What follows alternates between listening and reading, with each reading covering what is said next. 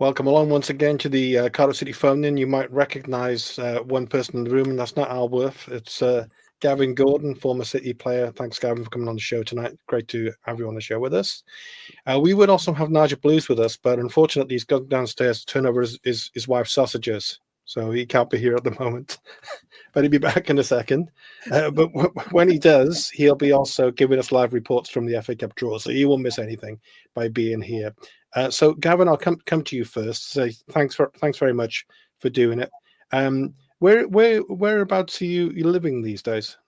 Yes. So after sort of leaving Cardiff, I moved back sort of towards Lincoln.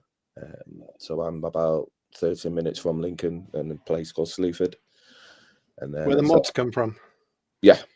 And then so I stayed here, based myself here, and then I went to I travelled to Notts County from here. So it's only about just over an hour. So instead of moving the children, they were just about getting to school age then. Yeah. So instead of doing that, I thought I'd sit there and then do. Oh, we've got Sausage Man back. Nigel's got a successful sausage look on his face. I have, yeah. He's very pleased with himself. Mine will be did up in the right grave after this. But yeah, I'm in Lincolnshire now. And yeah, Bangers and mash night. Lincolnshire sausages, of course. Yeah. Famous for. Very flat. We'll have loads to talk to you about. Obviously, when during the show, we'll start off with it, and then obviously we'll get interrupted, with live kind of FA Cup updates. What's your memories of FA Cup, Gavin? Did you have any particular memories of playing in matches over the years? It's only the one, really, especially for Cardiff against Leeds, isn't it? So talk us through that one from your point of view. It was just basically from the start of it. It was just the build up. Ninian Park, Ninian Park was seeing Ninian Park full early on before even kick off. So as you're warming up, you're literally getting cheered each side you run and stuff like that. That's what sort of made the day for me. Obviously you got your TV, then you have Sam's antics, Sam Hammond's antics as walking around the pitch and stuff as well. So yeah, I don't think people expected to see what he sort of got up to, and we were used to it because we're used to what he was doing for the season. But being on live TV and then seeing all that as well, it just created a good atmosphere, and it was like a theatre, wasn't it? And then we came out and we performed and got the result in the end. And talking like the theatre thing, it was like the Roman days, all the people around the ground singing, "We want Sam and Man" walking around the pitch, and all the rest of it. From your recollection of Sam as a character, how would you sum him up as a football personality and you've come across? Well, he didn't really come in and speak to the players often. All I sort of knew from him really was what I saw on TV, especially the Wimbledon days. So that's what I sort of had straight away in my mind. Speaking to him, it was very genuine. He's passionate about football. He knew what he wanted to do. He had plans. What plans they were, good or bad. But yes, he knew what he wanted to do with the football. And he just brought the team around him to achieve whatever goal he wanted to achieve. But he was very much a football person. So I was doing the PA when you signed in your first match for City at Ninian, and I think was it December time or something like that you signed? It was, yes. I was like Christmas, yeah. So I think I used the calling line, "Sam and Mam's Christmas present to the fans, Gavin Gordon," and he came on. No, right, and I scored as well, so it wasn't too bad. Yeah. Obviously, and also with Sam, obviously we're talking about this now because we're obviously going to get onto the FA Cup result quite soon, but the draw's happening in the next few minutes, so we're kind of working around it a little bit. Nigel, if I can ask you your recollection as a fan of that Leeds thing and Sam. And looking at it from the fan perspective versus the player's perspective, it's completely different. Well, I mean, there's 101 stories with Sam, isn't it? I got on with him for quite a while, and then we did fall out big time in the end. But that Leeds game, yeah, it was like nothing else for atmosphere, wasn't it? I've seen the Plymouth beat Liverpool yesterday, and they're saying it's only the third time a team top of the Premier League have been knocked out by a team from a lower division. Of course, we were one of the others. And if you can remember at the time, Leeds were not just top of the league; they were outstanding. They were far and away better than any other club. And I think they won, was it 3-0 away at West Ham in just before that game, and they looked like they were on another planet. But the atmosphere that day was tremendous. It was 4 o'clock on a Sunday, so boys had been out all day. We were in full voice. And Leeds scored early on, didn't they? I think it was 9 minutes. Viduka scored, I think, in about 8-9 minutes, and it started to feel the worst. And then, was it Alan Smith got sent off with Leggy, got in a tangle with Leggy, and was sent off, and Cav scored that goal, the free kick, and that was it, wasn't it? The place just lifted. It was on another level. And the Leeds players have come out, quite a number of them, haven't they, and said they played in some games in hostile atmospheres, but nothing like that game that day. And Ferdinand has said that, hasn't he? Rio and a couple of others. So it was just an occasion that will always be in the memories. And what you did, who you spent the day with, everything. It was just a most incredible occasion, and that's what we love football for, isn't it? To have days like that. You go through a lot of struggles with Cardiff, you have your bad days, but the reason you keep going and you love the club so much is because it offers days like that, and that was up there with the best. We got some great comments coming. Sorry, Gav, go on. That's why touching with the atmosphere as well.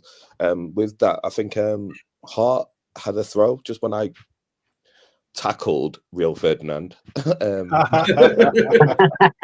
throw, literally, Hart had it in his hands, and then I think a small whiskey bottle just flew past his ear, and you could see him just sink.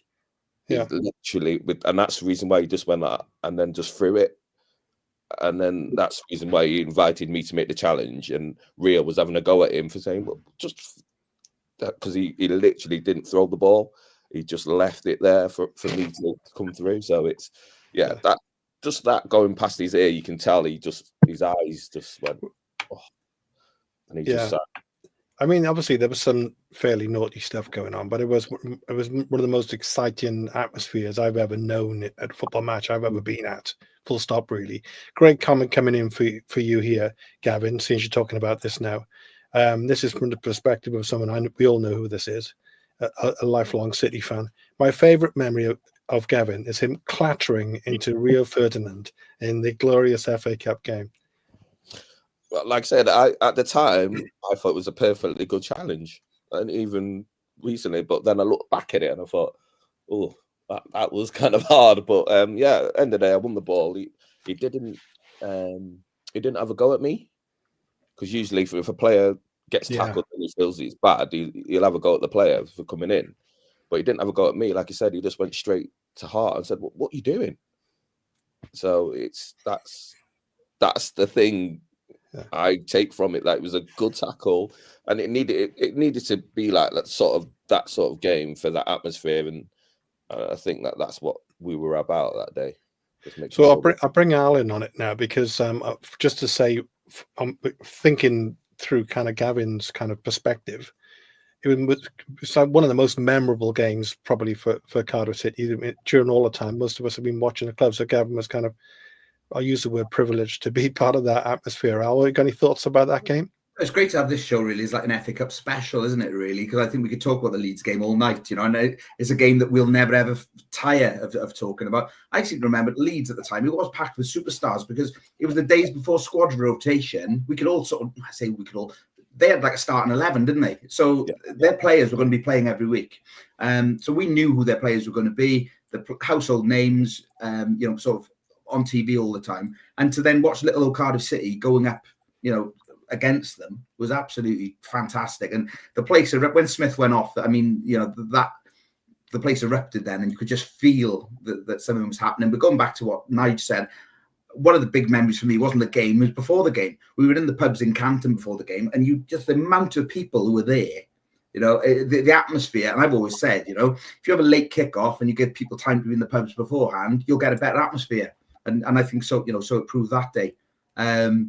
But even on the pitch afterwards, coming home covered in mud, I can just remember everything about it. My jeans covered in mud afterwards, and coming home and just properly like buzzing for a football game. And even now, we're looking back on that, and people remembering things like just saying about Gavin challenging Rio Ferdinand. Things like that stick out in your mind, and you forget that it was it's going to be 24 years ago. So it's amazing, brilliant. Does it? Just to say, Nigel, you're keeping an eye on the draw at the moment, I'm guessing, are you? Yeah. Yeah, not started yet. All right. So does it feel like 24 years ago to you, Gavin, or does it feel like 5 minutes sort of thing? No, it literally feels about 5 minutes until I start doing stuff, and then I think I can play football again, and then it seems it definitely is 24 years ago. But yeah, it's it's very fresh in your memory. So also other little points like games, sorry, like when I scored 5 in a game, and then also the getting promoted to the championship. That one, that whole day sticks. I'm there like yesterday, literally, and how that atmosphere was as well. So yeah, them little things they very much stick with you. And so good times in Cardiff, and when they do well, the fans make sure that it does stick, because that's what brings the glory and brings the sort of enjoyment from it, basically. Well, I'm sure we talk more about that game, because that ran about the time this show started out, actually. I mean, it's a pretty straightforward response, I would imagine. I mean, it's got to be right up there, one of the best memories you had, I would have thought, in the game of football. Which the actual, the playoff final and all the rest of it. Yeah. Like I say, I was in the squad that one, because I sort of was in the game. I sort of played in the game where we came on against Barnsley, and we were losing 1-0, and I think I scored to make it 1-1, and I think we went in the playoffs by 1 point. So I sort of tried to put my little time at Cardiff, and that sort of helped get to where it is. But yeah, Cam's, yeah, it was superb. And so Cardiff City, I mean, if we kind of think we're a big club, really. But there's big clubs and there's big clubs, in reality. But do you think that it's a bit of a kind of a goldfish bowl, being at Cardiff, the expectations of the fans, to succeed? Does that feel like pressure to the players? Or did it feel pressure to you?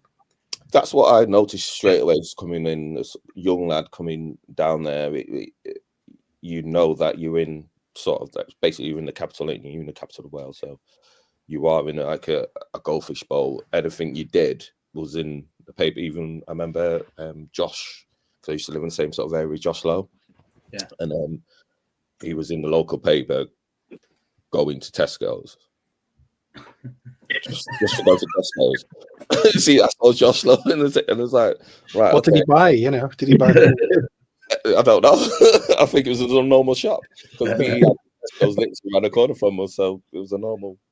Yeah. But yeah, little things like that. So you everything you did, you knew that it was going to be highlighted. So you just got to be respectful and knew that we had to play football, and we sort of had to give it your all, because if you didn't, the fans would be the first to let you know.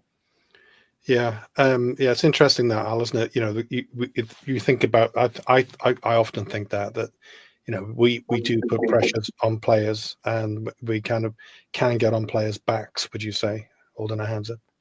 Yeah, I think so, yeah, and especially now the day of sort of the internet, and social media and so on. I think players now, I say it all the time, I think a lot of it's just unwarranted, isn't it? A lot of keyboard warriors just having to go at players, and then it's easy to do it, isn't it? Nameless, or faceless people say whatever they want. At least then it was just it wasn't Wales Online then, was it? Really, it was just the Echo and Western Mail, and that was the pink undergo in then. Yeah. Football pink. I think the media coverage is a lot more intensive for in Wales, isn't it? Because you've got the national thing with BBC and Radio Wales as well, whereas most clubs around the country, they've just got their local station, which we had at the time, was it Red Dragon and what have you. So there's a lot more media coverage that goes with Cardiff than most clubs at our level. For sure. Yeah, and that's exactly I that. think at the time, though, I think looking back, some of the journalists we had down here, Joe Lovejoy, when we started out, if you like, Terry Phillips, good journalists, they really, really, they weren't here 1 minute gone tomorrow, were they? Like a lot of them at the moment seem to just use Cardiff City as a stepping stone to bigger clubs, but they were good. I thought they were good journalists, really sort of insightful. Yeah, well, as a player point of view, we used to always look at the papers afterwards, like say the Pink or whatever like that. Yeah. So yeah, definitely. I used to love the pink paper on the Saturday evening. No, it's just starting, guys. All right, great. It was full of typos and whatever because they're literally just banging it down the line from a phone straight through. So we get the FA Cup draw coming through now. So Gavin, who are we going to get? Preston and Burnley have come out first time. Okay, them. That's 2 championship sides gone, mine. So it's looking more likely for a Villa just come out. Oh, it is. It's Aston Villa away. Whoa! There we go. Aston Villa away. Oh no. Yeah. Aston Villa away. Blimey, that's a tough one. What's your thoughts on that, Gavin? As a pro footballer, you were still on the books at Cardiff, and that came out. Yeah. Well, you're looking at what Aston Villa have just done and who they just brought in, and you watched them yesterday. So I would be excited for that. Me personally, as a player, just to go up against something like that. But as a fan looking in, you go, right, do we want to progress into the next round? That would be difficult because it's away. But you got to give yourself a chance, haven't you? You got to hope that you can do something there, and I'll be biting at the chomp to try and get in that squad and to try and play in that game, definitely. So I haven't watched the games over the weekend because I don't really care too much about the rest of the draw, to be honest. We know we can crack on now. But I haven't watched the games over the weekend. There were a couple of belters. I mean, there was the Orient game, which was fantastic. Peter Kitchen's team did amazingly well. And then yesterday for Plymouth, who are only they're 2 places or 4 or 5 places below us at the moment. They barely won all season, and then they turned over Liverpool, right? Like Nigel said, like we did the Leeds, the same thing. So I don't know whether you have an opinion. I'll give you my opinion, Gavin, and just see what you say. It just seems to me like the notion of these kind of assumptive premiership big brands who think they're born to win. We put our kids out, give them a run, we'll be fine, we'll be good enough. Man City, they lost the first half to Leyton Orient, right? And Plymouth beat Liverpool. So in terms of Man City got Plymouth in the draw. Oh, have they? Oh, right, okay. In terms of the way that football and the big clubs treat the FA Cup these days, is it just like a romantic kind of, as a fan, kind of romantic dream? It's just the time we live in, or do you have any kind of thoughts on that? Well, I'm just going back to time when I used to play, at Cardiff. We used to rotate when we played the Welsh Cup, for instance. So I'm yes, it's not the sort of same level. I would sort of class the Welsh Cup as the League Cup in the other league. But the FA Cup is the FA Cup. I always respect that one. I think you should give all in all for that, just for the history of that FA Cup. But I think most of the bigger clubs probably treat it like what we did the Welsh Cup. That's fair enough. And sort of change it that way. Yes, don't get me wrong, the squad they probably put out, probably on paper, should have probably beaten Plymouth. But the fact that they don't play together and they don't play regular together, it's harder to just come in and change and just think, right, I'm going to hit the ground running. If the opposition play to their strengths and play to their top maximum, then it's going to be difficult for whoever team comes against them, and that's what some of these big clubs have seen. And it's not as easy just to then bring on the so-called superstars and to then turn it back round. No, the game's lost by then, and that's what football's about, and that's sort of what the enjoyment is. And it's a shame that's why they took away the replays, where you could have probably had a few. Yeah, it is a shame, a real shame. As well earlier on, but no, it's good that you can still have that, especially in this FA Cup now. Obviously, Nigel, if the replays continued, we could go up there and put 10 men in defence sort of thing. Hold on, bring it back and make it on. But that's that's kind of another nail in the coffin, really. I think of what the FA Cup's been about over the years.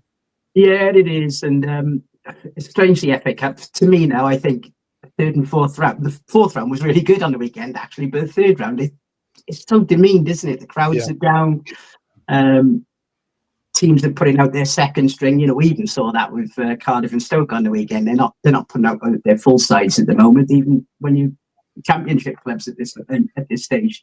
So it only gets interesting now. But it'd be interesting when we do go to Villa, what sort of team they'll put out, because they're still in the Champions League. They're still fighting to.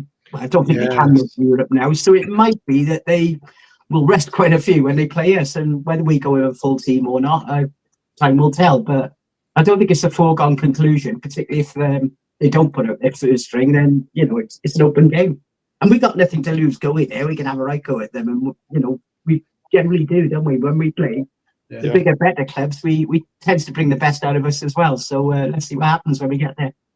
Yeah, Al, your thoughts on Villa away? If it was something like Man City, okay, I think it's really bad for a relegation fight if you get a massive glamour team. I think that this is terrible for Plymouth because all their interest, and you saw them yesterday, the way they celebrate Liverpool. Any of their players want to play against Man City now do not want to be injured. And I think that does happen, that they won't be going into 50-50 challenges in the same way. I think Aston Villa for us is ideal. It's a free hit. I wouldn't mind if, out of respect to some of, you think about, bringing in a reserve goalkeeper and so on, out of respect to the players who've come in and played in the FA Cup, I would keep that team. I don't think it's no problem at all. We don't expect to go any further now with Villa. So go up there and enjoy ourselves. We'll take a really big following. We have a huge allocation of tickets. It was hopefully on a Saturday. So this will take the Burnley. Is that right, Nigel? Is this on the day of the Burnley game now? Yeah, that's off. But who knows what day it will be on? By the time it's scheduled. I'm quite happy to put the Burnley game off forever, to be honest with you, the way they play. So, they conceded 9 goals all season or something. Yeah. That works. I think this works really well for us. I'd like to have had someone at home, really, a championship team. So I would like to have progressed. But if it's going to be someone, then Villa away, it's a good day out for our fans. Not too far up the motorway. I can remember we went up there in the League Cup, didn't we? When we had Bothroyd. When we played in that yellow, we went up there then. It's always that'll be an okay day out. I think you get 15%, don't you? So we'll probably be about 5,000 City going up there when you think about it. So it will be a hell of a day. Yeah, it's going to be it'll be a big day out, and guarantee that. I think for all of that, I mean, I don't want to demean the FA Cup at all, but we got like a massive game tomorrow night down at Pompey. Yeah. They're the games. If we can win, we said, didn't we, that we're going in now to a massive week. We've got Pompey, then Bristol City. And then Plymouth. If we can get 7 out of 9 there, we're in a much better position than we were, if you like, a month ago. But let's see. It's a massive game tomorrow night. Yeah, I mean that's really the big one. Yeah, this is kind of like you said, it's a free hit. It's a glamour tie. Not expected to get anything, and we certainly don't want to pick up a load of injuries, because the relegation battle is so big. Do you, Gavin? Good line there from Jamie, by the way, on the screen. We wanted United, and we got Ashford. Do you keep an eye at all on Cardiff City kind of results at all, Gavin, or your former clubs? Yes, I do. Like I say, my clubs are Cardiff City, Manchester City, because from Manchester, Lincoln, Hull, and Oxford, because I've been on there on loan. So I sort of look at them ones first, and then keep an eye out. And like I say, I've got a load of Cardiff fans on my Facebook and stuff like that. So yeah, I'm sorry about that. No, it's all right. I do some of the is it the fantasy football? Well, no, the Super 6. Oh yeah, yeah. So I'm still in and around, and I'm trying to get to a game, and thinking about the Aston Villa game actually. If I'm free that Saturday, then that'll be, if it is a Saturday. I'll try and get across. Steve, there's a Gavin Gordon trivia question because you mentioned Peter great. Kitchen. Yeah, let's go with it. Yeah. You mentioned Peter Kitchen earlier. So what have Peter Kitchen and Gavin Gordon got in common at Cardiff City? Is it not the 5-goal thing? 5 goals. Yeah. Both scored 5 in the game for City. Yeah. Tell me from your point of view first, Nigel, and I'll go back to Gavin. So you saw that game, didn't you? Yeah, but the funny thing was, I can remember Gavin, because Cardiff played Lincoln when you were at Lincoln, weren't you? When you scored 2, and you played brilliantly that night. And Sam, I think that was what alerted you to Sam and Man, because we saw that a couple of times. Alan Lee was another one who had an impressive game with us, and if I remember right, you signed within 2 weeks of that game against us. And it was a weird one, because Lincoln won 2-1, and Cardiff scored 2 in the last minute to win the game on the Wednesday night. The Saturday, we were home to Hartlepool. Deja vu. Hartlepool scored in the 89th minute, go 2-1 up. We turned it around, scored 2 in the 90th, and won 3-2. So they're quite impressive games, And then I can remember you signing, and we talked about on air, did we, just before we came on air, about sorting out your contract. There was a little bit of shenanigans over that, but yeah, you made that impression, an instant impression. But it was a tough time, wasn't it? Because Cardiff were loaded with striking talent at the time. It was Jason Bowen, Ernie, Peter Thorne, Paul Brayson, Andy Campbell. So there was a lot of striking talent around. So but I can remember you came in for that Rushden game, which was a Tuesday night game. Was it Leyland Vans in? I think it was. And we won 7-1. So we lost 7-0 at Leeds the other week, but I saw City win 7-1 that night. And Gavin was on another level. You scored 5, and you could have had a couple more, if I remember rightly. It was just an astonishing game and performance that night. Well, we had a good team. You think about Spencer Pryor. I think Josh Lowe played in at Maxi as well. I think Maxwell in that midfield. So, it was. I think both. Mark Bonner played as well. So literally we had a very good squad, and that's the difference. If you've got a good squad where you can mix and match, and Matty Brazier as well, Westchester as well. So we had some good player, Matt Brazier, wasn't he? He was a very good player. Yeah. I was going to ask Gavin, who do you think was the most talented City player that you played with? I think Danny Gabidon. Yeah. Okay. I thought you would have said Whittingham. I didn't play with Whittingham. I left before. No, I left. I thought you were there when he was on. Of course not. Yeah.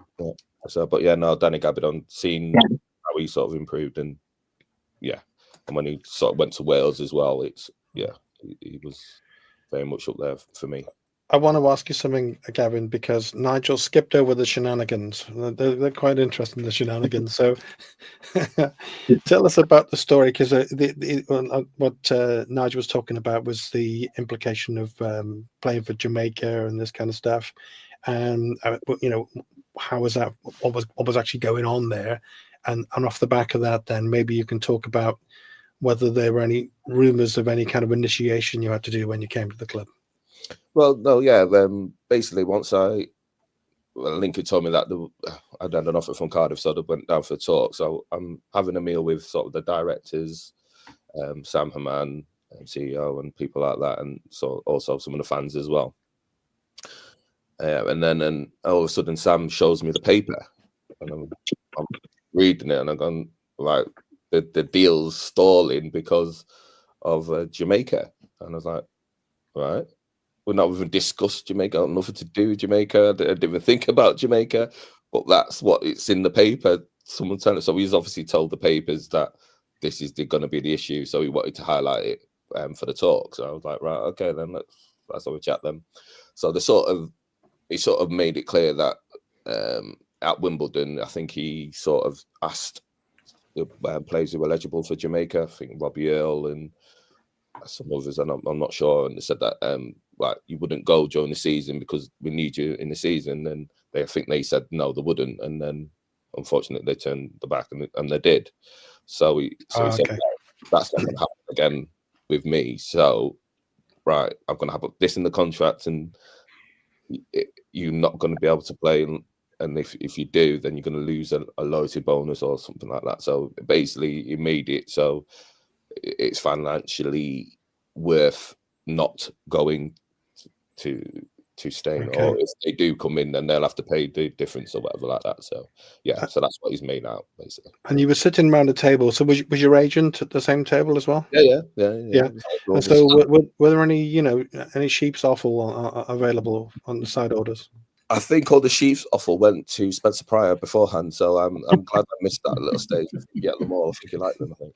So, yeah, I managed to miss that one. But I thought about that, so I was waiting for. He kept saying stuff while we were eating. Yeah. Like, okay, but no, unfortunately, I didn't get it. What about because Al was talking about the best players? What about the characters? Who were the real characters at Cardiff City during that time that you remember? I would say Kevin Evans. Yeah, I remember him. It sort of reminds me of Caldwell, actually. The way he sort of, because he's tall as well, and it was a language style. I can remember him scoring an amazing goal at Chesterfield. I think like a 35-yarder, top corner. Very good technique. Yeah, he was good. He just didn't get on the pitch to show it enough. But yeah, he was good. I used to know, like say Reese, because me and Reese sort of came at the same time. So Reese, Danny Gabidon, James Collins, Ernie, all sort of we have that little group there because we were sort of all the same age. But yeah, no, you had everyone had to sort of brought something different to that changing room. Yeah. So you had to expect anything really. So they sort of tried to encourage. To be honest, the probably worst was probably Alan Cork. He was probably the worst because they tried to bring the crazy gang days. Oh yeah. So yeah, things could have been cut or Andy Leg and then following on with something else going in there, something in your boxes and DP and stuff like that, and cutting your shoelaces. So yeah, that sort of started coming in at that point, and you wouldn't know who had done it because there was a few characters who it could have been. So, but yeah, that's the sort of behind the scenes of what they were trying to build. And when you build sort of a team spirit that way, it creates what happened, and you get promoted, and you get through the FA Cup and stuff like that. So. I'm bringing Nigel and Al because one of you got anything you wanted to ask Gavin about? I got some stuff here, but give you a chance, Nigel. I suppose Gav, when you were at Cardiff, I alluded to the fact there was a lot of striking talent at the time. So I remember Alan Cook, where after you scored those 5 goals, saying you're probably not going to play on the Saturday. Why should you get him to sign when he's got Ernie and Thorne and things like that? So. How tough did you find it? Because you were obviously a big money signing for Cardiff, but couldn't always get the game time that you wanted, I guess. Well, you did, because when I signed, you already had Leo Fortune West because he was at Lincoln with me, Dave Nugent, Kurt Nogan, so Paul Brayson, so Jason Bowen. So we had the basis of a strike force there. I think that was in the sort of rotation. So I came into that knowing how that was, and then they started buying the ball, Andy Campbell, Peter Thorne, Alan, Al, Alan Lee, is it? Alan Lee. Yeah, you've got loads. You've got a lot of people then coming back in straight away after you signing you. So it was just sort of train the best you can, sort of try and once you get an opportunity, try and take it. After scoring that 5, I sort of got a run because it was Lennon Lawrence. Then I think he's so he sort of gave me a little bit of a run because I think Peter Thorne was injured, so I got a little bit. But my problem for me was my injuries. You picked up. You were unlucky, weren't you? Yeah, so my back sucked because I was sort of quick. My back sort of kept. I don't know, something was wrong with it because I just kept pulling the hamstrings. So in the end, I was more happy just to get through a game rather than thinking, right, how can I score a goal or how can I impact this game? I was just happy to get through a game in the end. So speaking to some of the fans as well, and they were saying like, well, I just feel like holding back, and I probably was because I just didn't want to get injured again. I just wanted to try and keep getting through games and then building it that way. But that's the only sad thing with me, with my time at Cardiff. But other than that, when you played, you just wanted to show how good you are. You did certain things in training where they could see sort of what qualities you've had. You just unfortunately never really brought it to the actual pitch because of other things. But I'm that sort of person. I'm a thinker rather than just go out and play. I have to be confident to play. And if I was confident in my body, then I would have been out, which I was doing on that Worth and Nigel games. I was very happy. Where were you training in those days? I think we just started going up to where they are now. Oh, okay. But it was pretty much pick and choose where we went. We never really stayed in one place. But I think we were trying to establish a place to find, and then we found where we are now. Because they used to train on a certain park which had a certain name, which we won't use on this kind of radio show. But we used to literally. I think there were dogs there. That's all I know. That's all I know. Al, do you have any comments or thoughts on? I think it was the start of a generation of City fans who've only known success in some ways. Yeah, the kids who started watching you, Gavin, at that time when we got promoted. I mean, with the greatest respect to the players who've been before you, the players that Nigel and Steve and I grew up on, we didn't really have very much success at all, to put it mildly. So there's some kids who, they were watching. You've gone through those players. There's some of those guys went on fantastic careers. I'm thinking like James Collins, for example, Danny Gabardon. They went, Robbie Earnshaw. They went really on and for the national team as well. And did really, really well. And at the time, you were part of that squad. And perhaps from your perspective, it's a case of what might have been, because if you as a confidence player, you probably untrained and thought, well, I'm as good as them. And I've heard it said before, that people who played James Collins, for example, I know people who played with him when he was younger who said, well, he wasn't all that, but he just happened to be in the right place, right time, got his head down and carried on. So it must be difficult from you suffer from injuries, never reach the heights, I suppose, that you want to, and you see players who were only as good as you, but as good as you, and then go and, in inverted commas, make it, people like James Collins owning racehorses, it's crazy. It's a crazy situation, isn't it, really? But no, I think City fans have got brilliant memories. Those players that you've just gone through there. We didn't mention Neil Alexander in goals either. Good keeper. He was a fantastic goalkeeper. He went on to play for Scotland, didn't he? Went to Rangers, another good career. But it was a very popular squad. What I would say is we've got fond memories of a lot of those players you've mentioned and yourself. I would say we're all, Reece Weston. Any of those players came back now, which the club, to be fair to the club at the moment, they are making efforts in that direction. So you said about going to see, coming back, the club, because we've criticised the club on here for not bringing former players back. Roger Gibbons and Damon Searle now are getting a former players association together, and they have had players come back, which I think is long overdue. Mm-hmm. And that squad that you talked about, is fond memories. That's all we've got. And I don't remember the defeats as much. I've watched those from my memory, because I think, we beat QPR. It was a tough game, that game. We didn't walk it by any means. But in my head, I just thought, we smashed them. We didn't. We could have easily lost them. And that would have been horrific if we lost at the Millennium. I know. Because Sam was talking about, Gavin, if you remember, wasn't he? He was talking about riding down there on an elephant before the game. Yep. And no elephants were available, I'm fully expecting it as well. I was expecting some sort of crazy stuff to go on beforehand, but honestly, sort of just let the atmosphere come as it was, because it was at the Millennium, which was in a way quite good for Cardiff. That was fantastic for Cardiff, because what's the chances of that, playing that game in your home city? Yeah, exactly. So it was a perfect day. Like I said, the game was in and out, and the way it was, you didn't know how it was going to end up, really. But then, as soon as Cam's got on that ball, because I'm sort of sat behind the bench, because I weren't in the match day squad, but I'm on the bench just behind it. And it's weird because Reece just came off, not too long come off of a cramp, so he couldn't walk. It was really bad. He could not walk at all, and he sat just in front of me. Cam scores. he gets up, sprints, and everyone's just drunks and grabs him at the end of the game and go, I thought you couldn't walk. I thought you got cramp and stuff.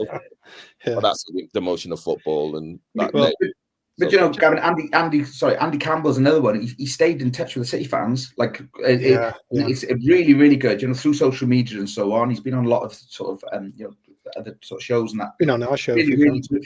Have you stayed in touch with any of the players from then? I sort of speak to them ones. What I've sort of mentioned. Reece, like I said, my first, because I came with Reece at the same time. So I sort of spoke to Reece a bit more than the others, but I'm still touching with Danny Gabidon, and I know a few people who now, because I'm at Lincoln and doing their former players, so I know they're talking about bringing back former players. That is what I do now with Lincoln. So I'm sort of their chairman of the former players, so I bring back. We get 10 tickets basically to bring back a former player. So it could be up to 10 people if need be, but so that I think that's very important to do, because that's the history. That's what totally agree. It's massive for fans. I don't really think a lot of clubs realise it, because we'd spoken to Peter Kitchen probably 2 seasons ago, and he's been on the show as well. And Peter Kitchen said no one's ever been in touch with me to invite me back. It's it's almost in disbelief for us. We think, well, because they always get a fantastic reception when they do come back, and you'll probably see that from your ambassador role, I suppose, with Lincoln. It's massive for fans. Yeah, it is, and it's always good to try and bring them back and just show them appreciation of what they did for the club, and give the fans the opportunity to say thank them as well. So it's always good. Not everyone leaves the club on a good footing, so sometimes it's quite bad. So when they do come back, sort of exercise the demons, really, kind of thing, and they are turned out to be good days. So I would really encourage it if they could start bringing. I know they started doing former players stuff, because I'm part of the list. Cause at the moment, it's sort of just a list of getting players back, but it's as long as if they can sort of do something like that, I think it will bode well for. I just thought of something really, really important, Gavin. Just gonna ask Nigel this. You didn't burn your sausages, did you? I haven't heard from her, so it must be good. So Gavin, after the because you went downstairs to turn the sausages, you haven't been downstairs since, I know, got all quiet from there. I'm staying away. What was it like after that match, Gavin? I just want to say something to you, which is a really nice story. There was a guy who sponsored, when we used to be a proper phone-in phones. We had a sponsor, a lovely chap called Alan, who was involved with Havering Roofing. And he sorted me out for the day, and we had a fantastic day together. And when that goal went in from Andy Campbell, I honestly think it was a fairly terrible game. It could have gone either way. There were a couple of chances we could have easily have lost, but we did. There was one golden moment. And at the end, I'm standing there, right? And I know at first I really met him face to face, and I'm looking to my side, and he's crying his eyes out. He's just literally crying his eyes out. And then after the game, me and my mates were driving around. We thought we were Italian, map, all the way around Cardiff. Had a fantastic time. What was it like for the players after that match? I mean, can you remember? Yeah, it was that. I just about remember. We literally just. I don't think anyone got home until the following day. I don't think. It literally was just everywhere we went, it was coming. And we all basically went out together. We all stayed together pretty much. We just enjoyed that moment.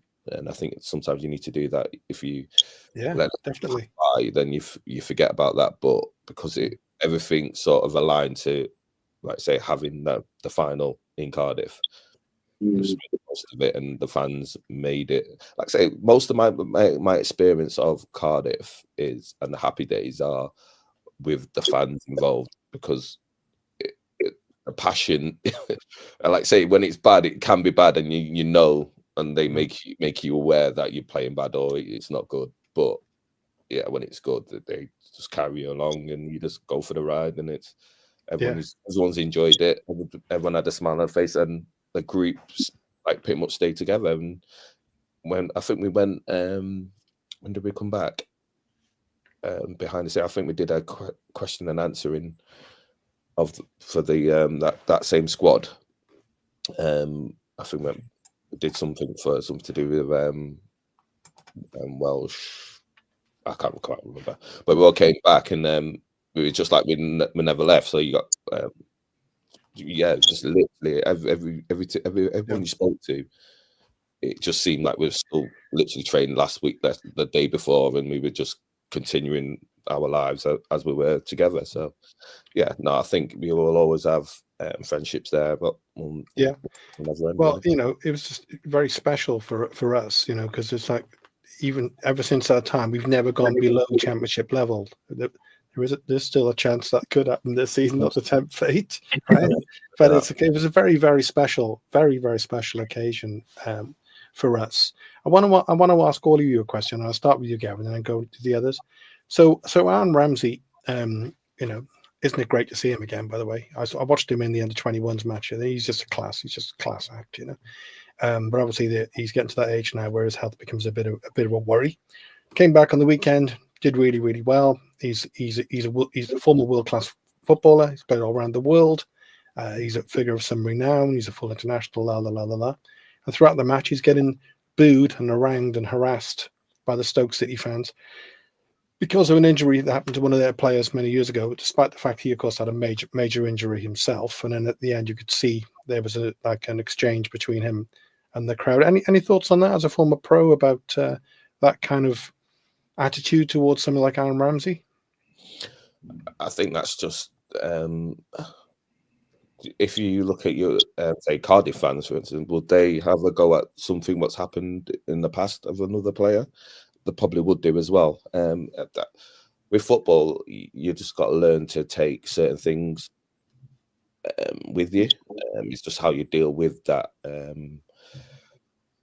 Like I say, I got a bit of grief for tackling. I think some of the papers said that I should have been banned for whatever. For Ferdinand. Yeah, for the Ferdinand tackle, because it was the same year that they were just about to go to the World Cup. At the end of that season. He's just a big softie there, wasn't he? And I'm saying that would he be fit for it and stuff like that. And then some of the papers were saying that it was a definite red card and this that. But it is what it is, really. I think sometimes you just got to take it on the chin. You know it's going to happen. Yeah. So you just play through it, and then you sort of got a thing to prove them wrong. Yeah. So it sort of increases your ability and your hindsight for that game, and you think, right, I'm going to prove these people wrong. I'm going to.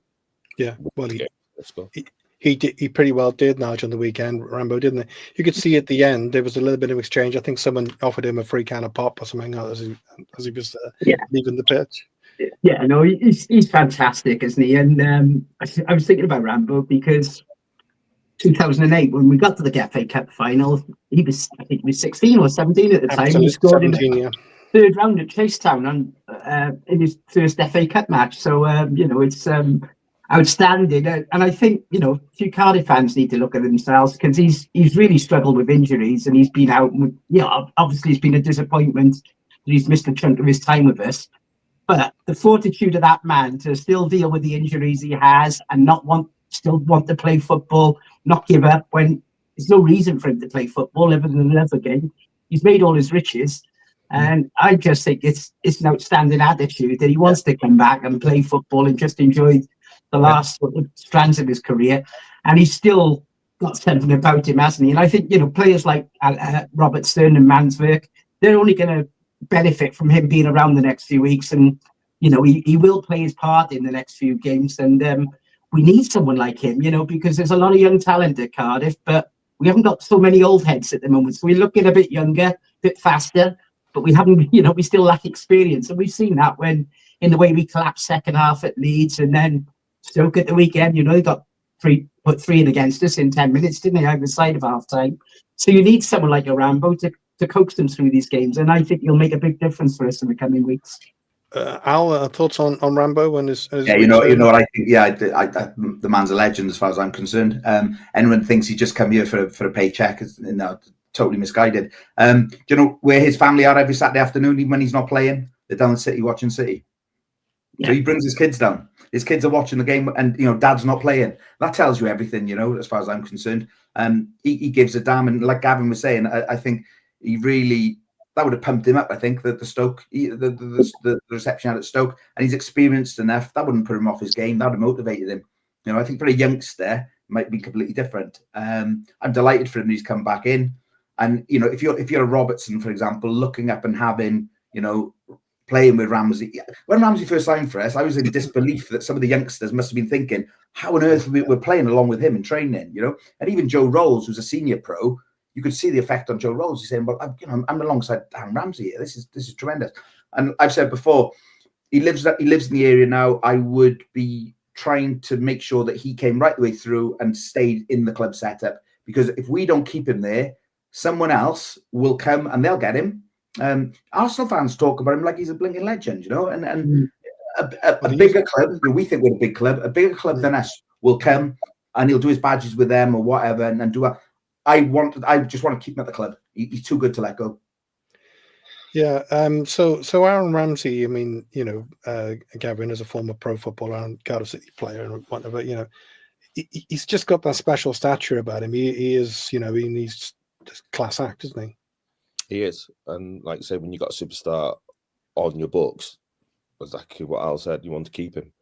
You want to make sure that he stays there. And he wanted to see the end of his career out with Cardiff, where he started. So keep him there. He wants to be there. His family wants to be there. So let's do that. And hopefully the behind the scenes will give him that opportunity to do so. And hopefully they're talking to him now about that. Because he's got to be thinking about what's he going to do after football. Yeah, Cardiff's got to be the ones who are saying yes.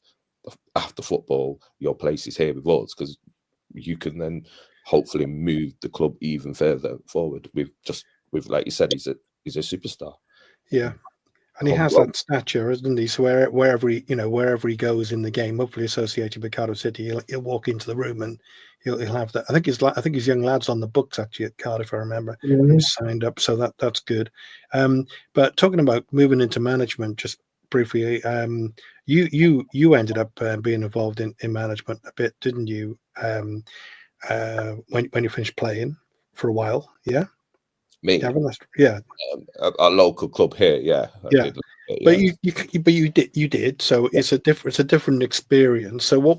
I don't know. It's a crazy question to ask, really. But in terms of someone like Aaron Ramsey, as he gets to that kind of stage in his career, where the injuries start to pile up, and he's got to start thinking about the future, would you? What are your thoughts on going into management? Is it generally a good move, or does it very much depend on personality? I don't know. Exactly that. It depends on your personality. You have to want to do it. I think with me, because I finished quite early, I finished when I was 26, so I just sort of had fed up with football. So I had a big break, and then I came back into it. Whereas if you finish like you should normally do at your end of your career, then just go start. You're looking for the future, and that is when you sort of decide if you want to carry that on, because it does take a different personality to sort of deal with the media and all that sort of pressure what management brings. Like you said, he's got the stature, and he's been there, done that, and he's been at a certain level where he should be able to deal with things like that. It's a wasted talent. If he doesn't go into sort of management or coaching that side, then you would think it'd be sort of wasted all the wealth and experiences he's got. He's to some of these players. And he's from the Caerphilly area. I mean, he's not far away. It's part of him, hopefully. So we'll see that. I mean, Gareth Bale lives down the road from me. I mean, what happened to Gareth Bale? How did he let us down? But that's another story. But we got Portsmouth away tomorrow. Massive match, right? Massive match. A real 6-pointer. So, Gavin, just with you and I was around on this. You're going into a 6-pointer. We got Portsmouth away tomorrow, one of our major rivals, and Bristol City, who have moved away and they're towards the playoffs. Unfortunately, they managed to lose on the weekend against Swansea. I don't know how they managed that. Yeah, but they're like two big games, and they're all huge games now. So we did great in the FA Cup. You know, that's all kind of that's where it is now. Would you how would you treat a game like this briefly? You know, Portsmouth away, 6 point in a relegation battle to stay in the Championship, sort of thing. Tactically, would you take a different approach, or? No, I would put the onus back on the players again and say, look, well, you've had your sort of fun. Now we're back to the real work. Now you basically, this is just put the importance of the game on them. They know it's important. If the management let them know that, as long as they have the right ideas, give them the right information, give the players the right information about what to do, just let them go out and sort of use the current form against them. Yeah, Since I watched Cardiff at Hull City away, and when I was watching that, I thought Cardiff weren't too bad. I thought Cardiff were unlucky because Hull took whatever chances they had at them time, and it came at the wrong times. The performance from Cardiff, I was sort of shocked because people were saying how bad Cardiff were. When I was watching it, I thought Cardiff were quite decent, especially in that midfield area. I think got genuine talent in that midfield area. So, yeah, no, I think if Cardiff used their strengths and, like say, Robinson carries on his form, scoring goals, that's the main important thing, really. You've got a good defence, but you need to score that goal. If you've got somebody who can score that goal, then that's perfect. So Nige, some good points made there by Gavin. Obviously, we got Robertson, Gutas, Salnik, I think Ashwood, Robinson coming back in. Such a big game tomorrow. And apart from that one blip, fairly major blip, but it was Leeds United. You know, apart from that one, last 10, 11 games, one of the form sides, and our manager was even nominated for manager of the month. You know, yeah, the curse of that. But so I mean, massive game tomorrow. And what we forget, Cardiff have done really well recently, but all the bottom sides are picking up and improving. So, and if you look at Portsmouth, their last 9 homes, they've won 6 and drawn 2 of them. So it's no walk in the park tomorrow by any means. Not at all, no. Yeah, but you know what you got to look at. We've got the players who can cause trouble and score goals. What we have to be more mindful of is how we deal with a team who are, you know, they are going to attack us. Josh Murphy at the weekend at Sheffield United, and they weren't unlucky to lose at Sheffield, looked like the Josh Murphy we used to see at Cardiff when he was in his prime, you know, and he can cause us a lot of trouble tomorrow. And as I've mentioned before, we've only kept 1 clean sheet in 20 games now. So that is the problem. They've got to somehow keep it tight to the back. And if we can do that and withstand pressure, we will come under pressure at some point. We should get a result. I think we'll get at least a draw, and that would be good enough for me tomorrow, as long as we beat the Wurzels on Saturday. Yeah. Al, your thoughts on that? I think this is the most difficult of the next 3.